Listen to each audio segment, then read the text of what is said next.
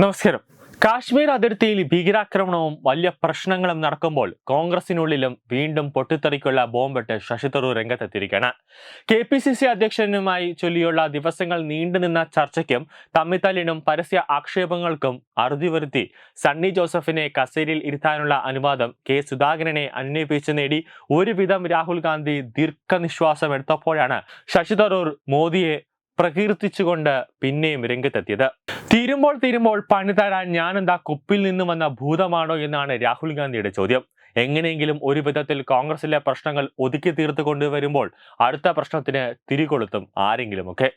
പിണറായിയും സർക്കാരിന്റെ വികസന പ്രവർത്തനങ്ങളെ പ്രതികരിച്ചുകൊണ്ട് ശശി തരൂർ രംഗത്ത് വന്നതാണ് ആദ്യം കോൺഗ്രസിനെ ചൊടിപ്പിച്ച വിഷയം.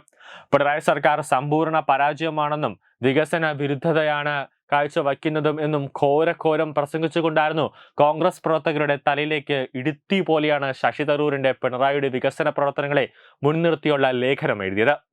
അതിന്റെ കൊട്ടും കൊരവയും ഒന്ന് അവസാനിപ്പിച്ചപ്പോൾ പിന്നെ മോദിയെ പ്രകീർത്തിച്ചുകൊണ്ട് ശശി തരൂർ രംഗത്തെത്തി.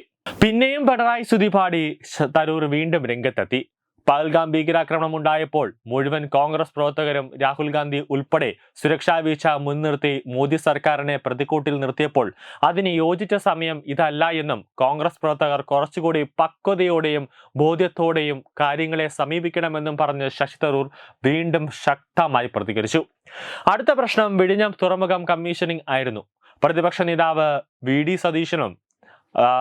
ഡി സതീശനെ ഒഴിവാക്കിയെന്നും പിന്നീട് ക്ഷണിച്ചത് ശരിയായില്ല എന്നുമുള്ള ആരോപണങ്ങളും ഉമ്മൻചാണ്ടിയുടെ കുഞ്ഞിനെ പിണറായി സർക്കാർ ഏറ്റെടുത്ത് പിതൃത്വം നൽകി എന്നുമുള്ള ശക്തമായ ആക്ഷേപങ്ങളും നിലനിൽക്കുന്നതിനിടയിലാണ് വിഴിഞ്ഞം പദ്ധതി പിണറായി സർക്കാരിന്റെ ഏറ്റവും വലിയ വികസന പ്രവർത്തനത്തിന്റെ ഉദാഹരണമാണെന്നും 21ാം നൂറ്റാണ്ടിലെ മികച്ച സിനിമ കാണുന്ന അനുഭവമാണ് അവിടെ ചെന്നപ്പോൾ ഉണ്ടായതെന്നും തനിക്ക് അത് കണ്ട് രോമാഞ്ചം ഉണ്ടായെന്നും പറഞ്ഞ് ശശി തരൂർ രംഗത്ത് വന്നത്. കോൺഗ്രസുകാർക്കാണെങ്കിൽ ശശി തരൂരിനെതിരെ ഒന്നും പറയാൻ കഴിയില്ല. പറഞ്ഞാൽ ആ നിമിഷം ഇറങ്ങിപ്പോകാനും ശശി തരൂർ തയ്യാറാണ്.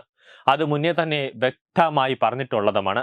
ശശി തരൂരിനെ പോലെ പ്രബലനായ ഒരു നേതാവ് കോൺഗ്രസ് വിട്ടാൽ അത് കോൺഗ്രസിനേറ്റ ഏറ്റവും വലിയ ഇരുട്ടടിയായി ഈ സാഹചര്യത്തിൽ മാറുകയും ചെയ്യും. ഇപ്പോൾ ഓപ്പറേഷൻ എന്ന പേര് മോദി സർക്കാർ നൽകിയത് ഏറ്റവും മികച്ച തീരുമാനമെന്ന് പറഞ്ഞുകൊണ്ടാണ് തരൂർ രംഗത്ത് വന്നിരിക്കുന്നത്. പാക് ഭീകര കേന്ദ്രങ്ങൾക്കെതിരായ ഇന്ത്യൻ സൈന്യത്തിന്റെ നീക്കത്തിന് ഓപ്പറേഷൻ സിന്ദൂർ എന്ന പേര് നൽകിയത് ഏറ്റവും ശക്തമായ തീരുമാനമാണെന്ന് കോൺഗ്രസ് MP ശശി തരൂർ പറഞ്ഞിരിക്കുകയാണ്. സിന്ദൂറിന്റെ നിറത്തിന് രക്തത്തിന്റെ നിറത്തിൽ നിന്നും വലിയ വ്യത്യാസമില്ല എന്നും അതിൽ യാതൊരു സംശയവുമില്ലാതെ പറയാൻ സാധിക്കുമെന്നും ശശി തരൂർ പറഞ്ഞു. സൗദി അറേബ്യൻ മാധ്യമമായ അൽ അറേബ്യയോടായിരുന്നു തരൂരിന്റെ പ്രതികരണം. എന്തുകൊണ്ടാണ് ഇന്ത്യയുടെ നീക്കത്തിന് ഓപ്പറേഷൻ സിന്ദൂർ എന്ന പേര് എന്ന അവതാരകന്റെ ചോദ്യത്തോടായിരുന്നു തരൂരിന്റെ മറുപടി. പഹൽഗാം ആക്രമണത്തിന് ശേഷം സോഷ്യൽ മീഡിയ മുഴുവൻ നിറഞ്ഞു നിൽക്കുന്നത് ഹണിമൂണിനായി കാശ്മീരിലെത്തിയ നവവധു കൊല്ലപ്പെട്ട ഭർത്താവിന്റെ മൃതദേഹത്തിനരികെ ഇരിക്കുന്നതാണ്. മറ്റൊരു വാക്കിൽ പറഞ്ഞാൽ തീവ്രവാദികൾ അവരുടെ നെറ്റിയിലെ സിന്ദൂരമാണ് മായ്ച്ചു കളഞ്ഞത്. എന്താണ് സംഭവിച്ചതെന്നും എന്തുകൊണ്ടാണ് പാക് ഭീകര കേന്ദ്രങ്ങൾക്കെതിരായ സൈന്യത്തിന്റെ നടപടിയെന്നും ജനങ്ങളെ ഓർമ്മപ്പെടുത്താൻ ഏറ്റവും ഉചിതവും ശക്തവും വൈകാരികവുമായ പേരാണ് ഓപ്പറേഷൻ സിന്ദൂർ. സിന്ദൂരത്തിന്റെ നിറത്തിന് രക്തത്തിന്റെ നിറത്തിൽ നിന്നും വലിയ വ്യത്യാസമില്ല എന്ന സംശയത്തിന് ഇടയില്ലാതെ പറയാൻ എന്നാണ് എനിക്ക് കൂട്ടിച്ചേർക്കാനുള്ളത്. ആരുടെ നിർദ്ദേശമായാലും ഓപ്പറേഷൻ സിന്ദൂർ എന്ന പേര് അതുജ്വലമാണെന്നും തരൂർ കൂട്ടിച്ചേർത്തു. സൈനിക നടപടിയെ സ്വാഗതം ചെയ്ത് തരൂർ നേരത്തെ രംഗത്ത് വന്നിരുന്നു. ഓപ്പറേഷൻ സിന്ദൂറിലൂടെ കേന്ദ്രം നൽകിയത് തക്കതായ തിരിച്ചടിയാണെന്നും രാജ്യം ഒറ്റക്കെട്ടായി നിൽക്കണമെന്നായിരുന്നു ശശി തരൂർ പറഞ്ഞത്. ഹിറ്റ് ഹാർഡ്, ഹിറ്റ് സ്മാർട്ടിന്റെ ആവശ്യമുണ്ടായിരുന്നു. ആക്രമിച്ച ഭീകര കേന്ദ്രങ്ങൾ മാത്രമാണെന്നും ഇങ്ങനെ ഒരു തീരുമാനമെടുത്തതിൽ അഭിമാനിക്കുന്നുവെന്നും തരൂർ പറഞ്ഞു. ദീർഘമായ ഒരു യുദ്ധം ഇന്ത്യ ആഗ്രഹിക്കുന്നില്ല എന്ന് വ്യക്തമാണെന്നും തരൂർ തന്നെ കൂട്ടിച്ചേർത്തു. ദേശീയ ഐക്യം ഇക്കാര്യത്തിൽ അനിവാര്യമാണ്. സൈനിക നടപടിയെക്കുറിച്ചുള്ള കാര്യങ്ങൾ വിശദീകരിച്ചത് സ്ത്രീകൾ തന്നെയാണ് എന്നത് അഭിമാനകരമാണെന്നും തരൂർ പറഞ്ഞിരുന്നു.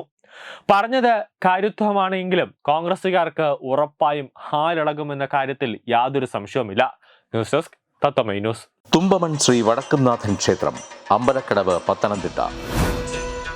ശ്രീമദ് സ്കന്ദപുരാണ മഹാസത്രം. നമസ്കാരം, ഞാൻ രജിത്ത്, LMRK ഫൗണ്ടർ, മുരുകഭക്തൻ. തുമ്പമൺ വടക്കുംനാഥ ക്ഷേത്രത്തിൻ്റെ ആഭിമുഖ്യത്തിൽ സ്കന്ദമഹാഹോമം നടക്കാൻ പോവുകയാണ്. അതിൽ മെയ് 16-ാം തീയതി ഞാനും ഒരു അതിഥിയായി എത്തുന്നുണ്ട്.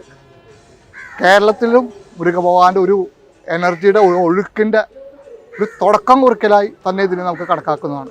അത് വളരെ വളരെ ആത്മീയ രംഗത്ത്, ഊർജ്ജ രംഗത്ത്, കേരളത്തിൻ്റെ ഊർജ്ജ രംഗത്ത് വളരെ വളരെ ഇമ്പോർട്ടൻ്റ് ആയ കാര്യമാണ്.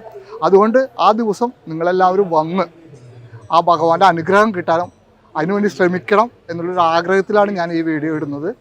അപ്പോൾ മെയ് 16-ാം തീയതി ഞാൻ അവിടെ ഉണ്ടാവും. നമുക്കെല്ലാവർക്കും നേരിട്ട് കാണാം. എല്ലാവർക്കും ഭഗവാന്റെ അനുഗ്രഹം കിട്ടട്ടെ. ഓം ശരവണ ഭവായ നമഃ.